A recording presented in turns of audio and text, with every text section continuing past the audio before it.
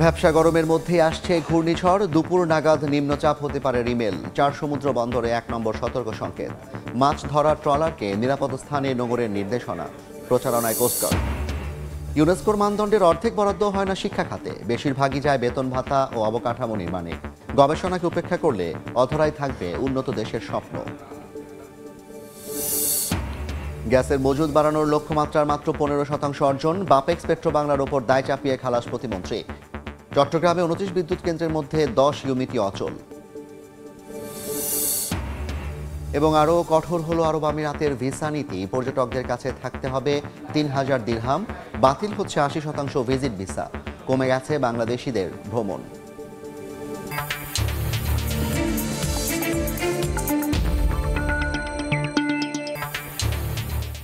দেখছিলেন শিরোনাম। আমন্ত্রণ জানাচ্ছি দেশ ও দেশের বাইরের অর্থ বাণিজ্যের নানা খবর নিয়ে আমাদের নিয়মিত আয়োজন এ সময়ের বাণিজ্যে। আপনাদের সঙ্গে আছি আমি জাফর সাদিক। বঙ্গবাজার সহ ঢাকা দক্ষিণ সিটি কর্পোরেশনের 4টি প্রকল্পের ভিত্তিপ্রস্তর স্থাপন অনুষ্ঠানে বক্তব্য রাখছেন প্রধানমন্ত্রী শেখ হাসিনা। সরাসরি যাচ্ছি সেখানে। আমরা কিন্তু প্রচুর ভর্তুকি দিতে হয়। কেন এই ভর্তুকি দেওয়া লাগবে? যে যতটুকু ব্যবহার করবেন ততটুকু আপনাকে বিল শোধ দিতে হবে। উৎপাদনের খরচটা আপনাকে অবশ্যই দিতে হবে, নইলে আপনি বিদ্যুৎ পাবেন কোত্থেকে?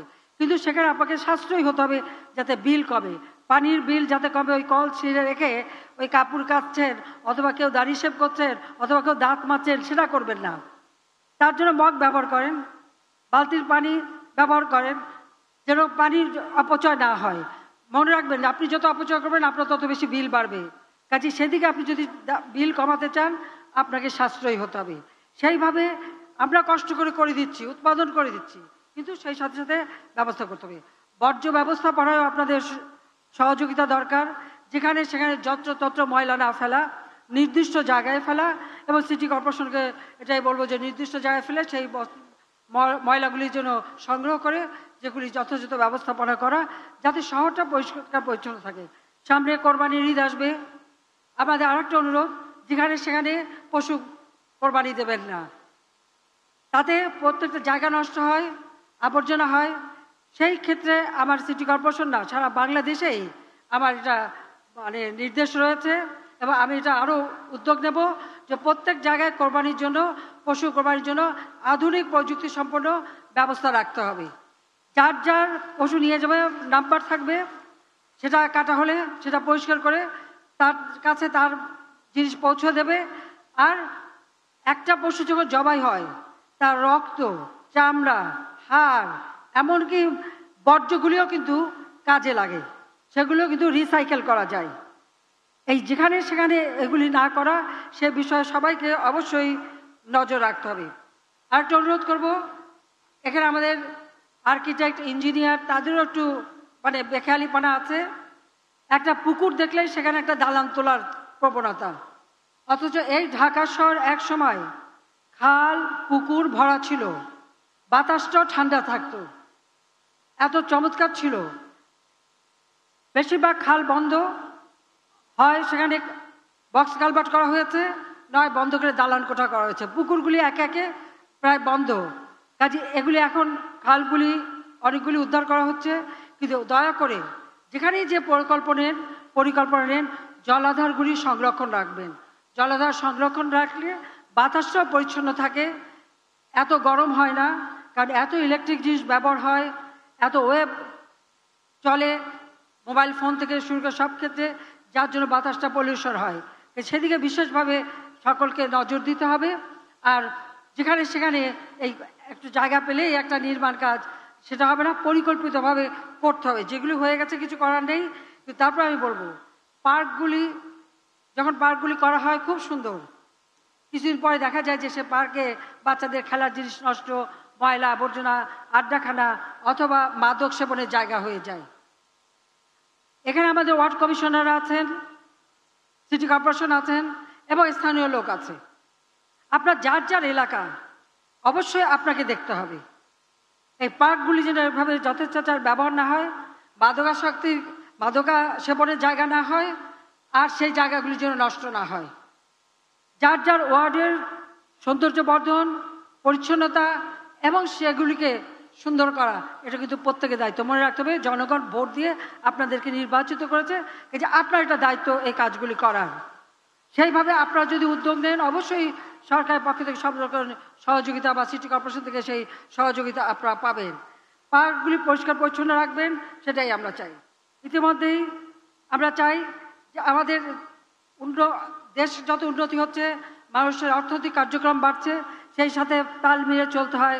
ইতিমধ্যে মেট্রো রেল আমরা করে দিয়েছি এবং এটাতে একটা শেষ হয়েছে, ঢাকা শহরে আরও কয়েকটা মেট্রো রেল হবে, কিছু উপর দিয়ে যাবে, কিছু পাতাল দিয়ে যাবে, সেইভাবেই কিন্তু আমরা পরিকল্পনা করেছি, সেইভাবে পরিকল্পনা মাফিক আমরা এগিয়ে যাব। এলিভেটেড এক্সপ্রেসওয়ে করে দিয়েছি, ঢাকার সঙ্গে অন্যান্য জেলা সংযোগ সেটা যাতে আরও সহজ হয় সে ব্যবস্থা করা হচ্ছে। আর ঢাকার আশেপাশে 4টা কর্নারে 4টা হোলসেল মার্কেট, শুধুমাত্র কারওয়ান বাজার বা একটা জায়গার উপর নির্ভরশীল থাকে, লোক সংখ্যা বেড়ে গেছে, সেটা না করে আমরা 4 জায়গায় 4টা হোলসেল মার্কেট করে যাতে মানুষ বাইরের থেকে পণ্য আনতে পারে, আবার সহজে মানুষ সেটা কিনতে পারে এবং পরিবহন করতে পারে, সেই সুযোগটা সৃষ্টি করার ব্যবস্থাও আমরা নিয়েছি। আমরা ট্রাক টার্মিনাল, বাস টার্মিনাল সেগুলি আরও উন্নত মানের করা এবং সেটাও এইভাবে হিসাব করে করা, সেটার দিকে আমাদের দৃষ্টি আছে, সেটা আমরা করতে চাই। সব থেকে বড় কথা, পরিবেশ রক্ষার জন্য আপনাদের কাছে আমার অনুরোধ, যার যেখানে একটু জায়গা আছে আপনারা একটু গাছ লাগান, একটা ফুলের গাছ লাগান, একটা ফলের গাছ লাগান, যাই লাগান একটু কিছু লাগান। ছাদ বাগান, এখন তো ছাদ বাগান একটা নতুন, এই ছাদটা যদি আপনার মাথার উপরে থাকে আপনার ঘরটা কিন্তু ঠান্ডা থাকে, কাজে সেদিকে লক্ষ্য রেখেও আপনি সেখানে একটু তরিতরকারি ফলমূল যাই করেন, নিজের হাতের বোনা একটা গাছের একটা ফল বা কিছু ছিঁড়ে নিয়ে খেতে বা দেখতে সেটাও তো ভালো লাগবে। কাজে সেইভাবে আপনারা করবেন। পাশাপাশি যাদের গ্রামের বাড়ি আছে সেখানেও যেন এই কোনো অনাবাদি জমি না থাকে সেদিকে বিশেষভাবে দৃষ্টি দেবেন। ইতিমধ্যে আমরা যেমন আমাদের যারা পরিচ্ছন্ন কর্মী তাদের ফ্ল্যাট করে দিচ্ছি, আবার বস্তিবাসীদের জন্য ভাড়া ভিত্তিক ফ্ল্যাট নির্মাণ করে দিচ্ছি। যে বস্তিতে যে ভাড়ায় থাকে সেরকমই ভাড়া দিতে হবে, কিন্তু থাকবে তারা ফ্ল্যাটে। শুধু বড় লোকরা ফ্ল্যাটে থাকবে সেটা তো হতে পারে না, আবার ওই রিক্সাওয়ালা থেকে শুরু করে দিনমজুরও ফ্ল্যাটে থাকবে। আমরা সেইভাবেই স্বল্প ভাড়া, কেউ যদি প্রতিদিনের ভাড়া দিতে চায় সে ব্যবস্থা আছে, কেউ যদি 7 দিনে ভাড়া দিতে চায় সে ব্যবস্থা হবে, কেউ মাসে ভাড়া দিতে চাইলে সে ব্যবস্থা হবে। সেইভাবেই আমরা ইতিমধ্যে 300 পরিবার তুলেছি। আস্তে আস্তে আমরা ঢাকায় কোনো বস্তি, ওই কাঁচা বস্তি, অস্বাস্থ্যকর অসুস্থ পরিবেশ থাকবে না, সুন্দর পরিবেশে সবাই বসবাস করবে, সেইভাবে করে দেব। সেই পদক্ষেপও আমরা নিয়েছি। মানুষের কল্যাণেই কাজ করা, এটাই আমাদের লক্ষ্য, সেই লক্ষ্য নিয়েই আমরা কাজ করি। আপনারা ভোট দিয়ে নির্বাচিত করেছেন, আপনাদের প্রতি আমাদের কৃতজ্ঞতা জানিয়ে বলবো, আজকে অনেক বস্তিবাসী আছে। আপনারা জানেন যে আমি সিদ্ধান্ত নিয়েছি 2020 সালে যখন মুজিব বর্ষ আমরা উদযাপন করি, তখন কোভিড-19, আমরা প্রোগ্রাম নিলাম মুজিব বর্ষ উপলক্ষে বাংলাদেশের প্রতিটি ভূমিহীন গৃহহীন মানুষকে বিনামূল্যে তার নিজের এলাকায়, যার যার জেলা, উপজেলা, ইউনিয়ন বা এলাকায়, সেখানে তাদেরকে 2 কাঠা জমি এবং একটা ঘর, 2 কামরা বিশিষ্ট, একটু বসার জায়গা, একটা পাকের ঘর, টয়লেট, ওয়াশরুম আর সুপেয় পানির ব্যবস্থা, বিদ্যুতের ব্যবস্থা সেইভাবে করে দেব।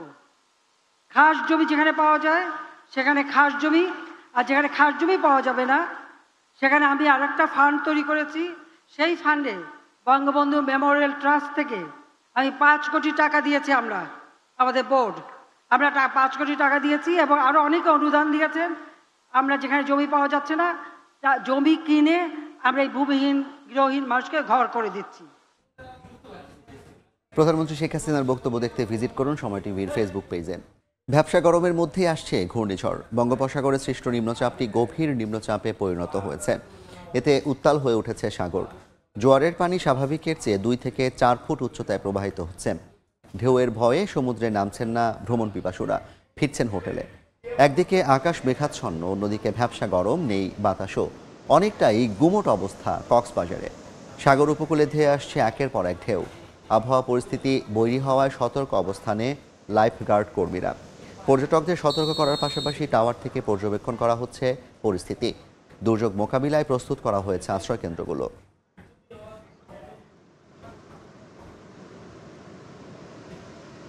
গ্যাসের মজুদ বাড়ানোর লক্ষ্যমাত্রার বিপরীতে অর্জন মাত্র 15%। সোয়া 2 বছরে জাতীয় গ্রিডে যুক্ত হয়েছে মাত্র 45 মিলিয়ন ঘনফুট। অথচ পরিকল্পনা অনুযায়ী এগোলে মিলত অন্তত 300 মিলিয়ন ঘনফুট গ্যাস। এজন্য বাপেক্স পেট্রোবাংলার ওপর দায় চাপালেন বাণিজ্য প্রতিমন্ত্রী। ফারুক ভূঁইয়া, রবিনের রিপোর্ট।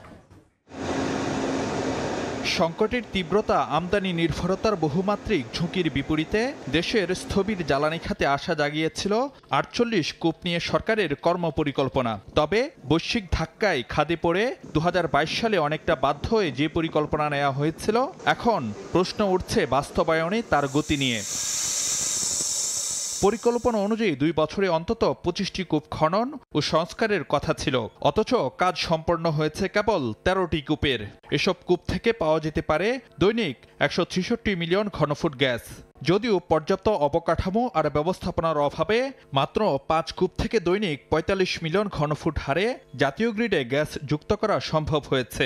অথচ পরিকল্পনা অনুযায়ী এগোতে পারলে এতদিনে দৈনিক সরবরাহ বাড়ানো যেত অন্তত 300 মিলিয়ন ঘনফুট গ্যাস, অর্থাৎ লক্ষ্যমাত্রার বিপরীতে অর্জন মাত্র 15%। জ্বালানি খাতের অতি আবশ্যক এই কর্মসূচিতে কেন এত ধীরগতি? এক্ষেত্রে উন্নয়ন প্রকল্প প্রস্তাবনা বা ডিপিপি প্রণয়নে সময় ক্ষেপণের জন্য বাপেক্স পেট্রোবাংলার উপর দায় চাপালেন জ্বালানি প্রতিমন্ত্রী। Inefficiency of our capacity. একটা প্রকল্প ডিপিপি বানাইতে নেয় যেখানে লাগে 1 মাস, সেখানে 6 মাস। এদেরকে রেখে তো আমাদের কাজ করতে হচ্ছে। 46টা যে করবো, 10টা প্রকল্প দিয়েছে, 10টা ডিপিপি বানাইতে অলরেডি 6-7 মাস চলে গেছে। যদিও বিশেষজ্ঞরা মনে করেন কূপ ভিত্তিক আলাদা প্রস্তাবনার পরিবর্তে সমন্বিত ডিপিপির কৌশল নিলে সম্ভব হতো অহেতুক সময়ক্ষেপণ কাটানো। অমুক টেন্ডার, অমুক পিপি, অমুক পিসিপি, অথচ একটা পিপি একটা পিসিপিতে সমস্ত এক্সপ্লোরেশন ওয়েলগুলোকে ঢোকানো যায়। যখন টাইম শর্ট হয়ে যাবে তখন কিন্তু টাকাও বাঁচবে। সরকারের পরিকল্পনা 2025 সালের মধ্যে 48 কূপ খনন আর ওয়ার্ক ওভারের মাধ্যমে জাতীয় গ্রিডে 620 মিলিয়ন ঘনফুট গ্যাস যুক্ত করা। কিন্তু কাজ যেভাবে এগোচ্ছে তাতে লক্ষ্যমাত্রা কতটা পূরণ হবে সামনে আসছে সে প্রশ্ন। সংকটের মধ্যে আশা জাগিয়েছিল গ্যাস কূপ অনুসন্ধান কার্যক্রম। তবে জ্বালানি বিভাগের আরও অনেক পরিকল্পনার মতো এই উদ্যোগও হোঁচট খেয়েছে অনেক ক্ষেত্রে। সেক্ষেত্রে আগামীতে বড় ধরনের ধাক্কা থেকে জ্বালানি খাতকে সুরক্ষায় অনুসন্ধান কাজে গতিশীলতা নিশ্চিতের তাগিদ দিচ্ছেন বিশেষজ্ঞরা। ফারুক ভূঁইয়া, রবিন, সময় সংবাদ, শাহবাজপুর গ্যাস ক্ষেত্র, ভোলা। জ্বালানি সংকট ও কারিগরি ত্রুটির কারণে বৃহত্তর চট্টগ্রামের 29টি বিদ্যুৎ কেন্দ্রের 10টি ইউনিটই দীর্ঘদিন ধরে অচল হয়ে আছে। বাকি 19টি ইউনিটের বিদ্যুৎ উৎপাদন চলছে অনেকটা ঢিমে তালে। 5000 মেগাওয়াট সক্ষমতার বিদ্যুৎ কেন্দ্রগুলোতে উৎপাদন হচ্ছে মাত্র 1500 মেগাওয়াট বিদ্যুৎ। শাখত্রীপুর ক্যামেরায় বিস্তারিত জানাচ্ছেন কমল দে।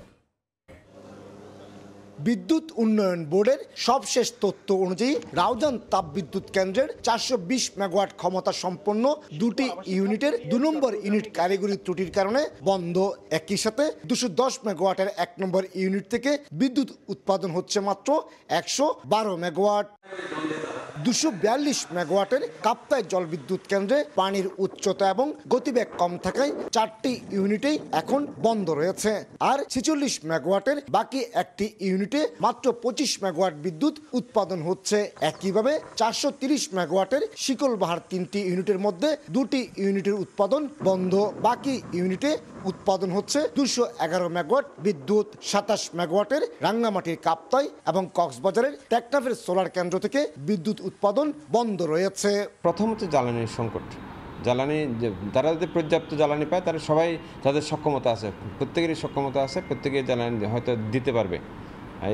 এই মুহূর্তে জ্বালানির মধ্যে প্রথম জ্বালানি সংকট, তেল আছে, যার কয়লা আছে, প্রত্যেকেরই জ্বালানি সংকটের কারণে ওরা বিদ্যুৎ উৎপাদন করে। তারপরেও ওরা ওদের প্ল্যান্টগুলি চালিয়ে রাখছে, নাহলে আমাদের তো চট্টগ্রামের শেডিং হওয়ার কথা এই মুহূর্তে নাই। শুধুমাত্র চট্টগ্রামে 1291 মেগাওয়াটের বিপরীতে 1409 মেগাওয়াট বিদ্যুৎ উৎপাদন হচ্ছে বলে দাবি পিডিবির। তারপর লোডশেডিং এর যন্ত্রণা থেকে মুক্তি পাচ্ছেন না শিল্প প্রতিষ্ঠানগুলো। কয়লা এবং জ্বালানির যে একটা সংকট রয়েছে, সে সংকটটা দূরীভূত করা প্রয়োজন, কারণ বিদ্যুতের তো দাম তো আমরা বাড়িয়েছি। বিদ্যুতের দাম যদি বাড়িয়ে থাকে তাহলে আমরা কয়লা এবং গ্যাস কিনতে পারছি না কেন?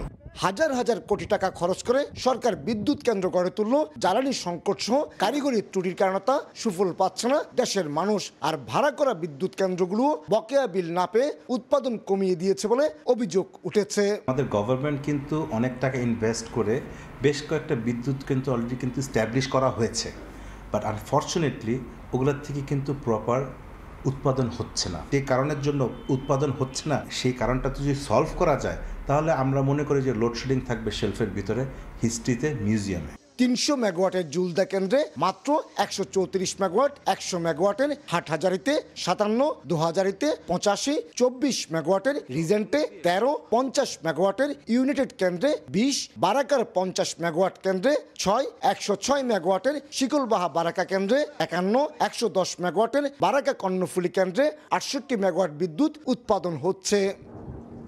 বৃহত্তর চট্টগ্রামের 29টি কেন্দ্রে বিদ্যুৎ উৎপাদন সক্ষমতা রয়েছে 5000 মেগাওয়াটের বেশি। আর এসব বিদ্যুৎ কেন্দ্র পরিচালিত হয় পানির পাশাপাশি কয়লা এবং জ্বালানি তেলের মাধ্যমে। কিন্তু যান্ত্রিক ত্রুটিসহ নানা জটিলতায় এসব কেন্দ্র পূর্ণ সক্ষমতায় বিদ্যুৎ উৎপাদন করতে পারছে না। এসব কেন্দ্র যদি পূর্ণ সক্ষমতায় বিদ্যুৎ উৎপাদন করতে পারে তাহলে শুধু চট্টগ্রাম নয়, আশপাশের জেলাও অনেকটা লোডশেডিং মুক্ত হবে। কমল দে, সময় সংবাদ, চট্টগ্রাম। ইউনেস্কোর মানদণ্ডের অর্ধেক বরাদ্দ হয় না দেশের শিক্ষা খাতে। যাও বরাদ্দ হয় তার বেশিরভাগই যায় বেতন ভাতা আর অবকাঠামো নির্মাণে। বিশেষজ্ঞরা বলছেন, বাজেটে গবেষণা ও প্রশিক্ষণকে উপেক্ষা করলে অধরাই থেকে যাবে উন্নত বাংলাদেশের স্বপ্ন। জিডিপির 6% আর বাজেটের 20% না রাখলে শুধু টাকার বরাদ্দ বাড়িয়ে দক্ষ মানব সম্পদ তৈরি সম্ভব নয় বলছেন অর্থনীতিবিদরা। শাকির আহমেদের রিপোর্ট।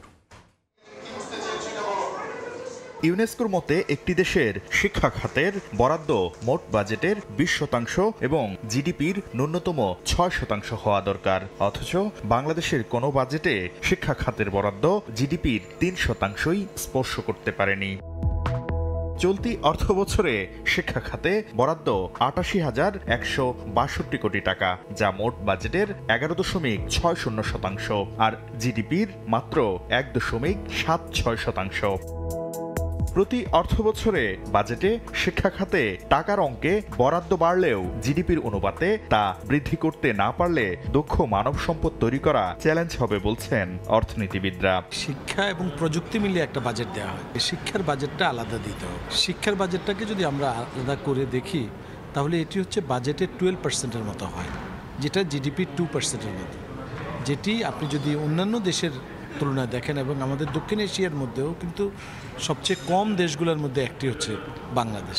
আর বাজেটে শিক্ষা খাতে যেটুকু বরাদ্দ হয় তার অধিকাংশই ব্যয় হয় শিক্ষকদের বেতন ভাতা ও প্রতিষ্ঠানের অবকাঠামো নির্মাণে। তাদের মতে এ খাতে সংকুচিত বরাদ্দে স্বাভাবিক শিক্ষা কার্যক্রম চললেও বিভিন্ন র্যাঙ্কিং সহ আন্তর্জাতিক মানদণ্ডে পিছিয়ে পড়ছে দেশের শিক্ষা ব্যবস্থা। এই বাজেটের বেশিরভাগ অংশই হচ্ছে আপনার যারা কর্মকর্তা, শিক্ষক, কর্মকর্তা, কর্মচারীদের বেতন ভাতা বাবদ কিন্তু বেশিরভাগ অংশই চলে যায়, যেটা রেভিনিউ বাজেটের। শিক্ষার গুণগত মান, যেটাকে আমরা বলছি যে প্রশিক্ষণ অথবা শিক্ষার গুণগত মান বাড়ানোর জন্য যে সমস্ত কার্যক্রম দরকার, সেখানে কিন্তু বা গবেষণার জন্য বাজেট বরাদ্দ কিন্তু খুবই কম থাকে।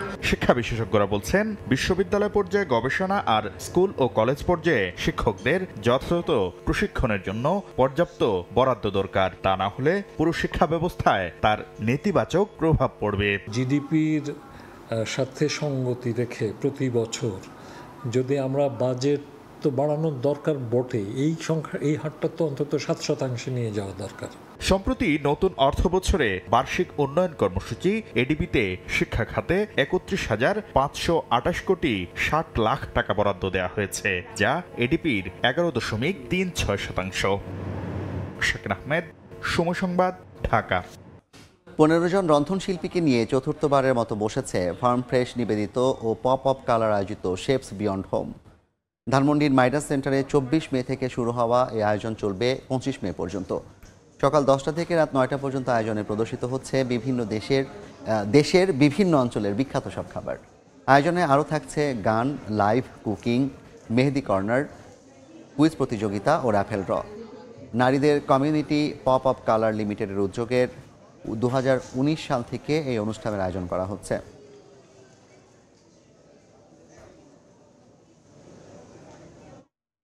এ পর্যায়ের শীর্ষ সংবাদগুলো জানিয়ে দিচ্ছে আরেকবার। পানি ও বিদ্যুৎ ব্যবহারে সবাইকে মিতব্যয়ী হওয়ার আহ্বান প্রধানমন্ত্রীর। ঢাকা দক্ষিণ সিটির 4টি উন্নয়ন প্রকল্পের ভিত্তিপ্রস্তর স্থাপন।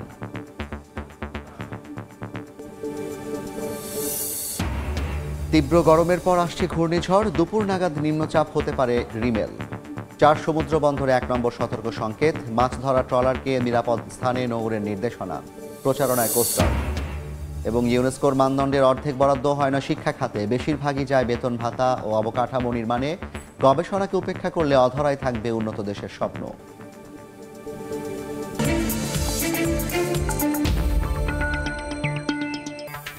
এই ছিল এ সময়ের বাণিজ্যে। সময় সংবাদ নিয়ে ফিরছি কিছুক্ষণ পর। আমি জাফর সাদিক, সঙ্গে থাকুন সময়।